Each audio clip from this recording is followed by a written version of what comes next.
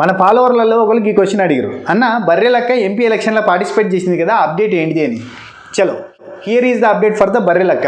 Barrelakka MP ఎలక్షన్లో నాగర్ కర్నూలు నుంచి పోటీ చేసింది. నాగర్ కర్నూలులో టోటల్గా 12 lakhs ప్లస్ ఓట్స్ పోల్ అయితే అందులో జస్ట్ 0.3% ఓట్లు మాత్రమే బర్రెలక్కకు వచ్చినాయి. అంటే 3087 ఓట్లు మాత్రమే బర్రెలక్కకు వచ్చినాయి. ఇక్కడనే ఇంకొక విషయం చెప్పాలి, అదే కాన్స్టిట్యున్సీలో నోటాకి పడ్డ ఓట్లు 4580 ఓట్లు. అంటే నోటా కంటే తక్కువ ఓట్లు బర్రెలక్కకు పోలైనాయి అన్నట్టు. అంటే డిపాజిట్లు గల్లంతైనాయి అని అర్థం. బర్రెలక్కకు గంత తక్కువ ఓట్లు వచ్చేది, లాస్ట్ టైం మంచి పాజిటివిటీ వచ్చింది కదా అంటే, అఫ్కోర్స్ ఎమ్మెల్యే ఎలక్షన్స్లో కొల్లాపూర్ నుంచి పోటీ చేసినప్పుడు మంచి పాజిటివిటీ వచ్చింది. చాలామంది ఫండ్స్ కూడా ఇచ్చిరు ప్రచారం చేసుకోమని చెప్పి. అయితే ఈసారి ఏం స్టడీ సప్పుడు లేదు, జస్ట్ పాత ఫండ్స్నే యూజ్ చేసి ప్రచారం అయితే గట్టిగా చేసింది, కానీ వర్కౌట్ కాలే.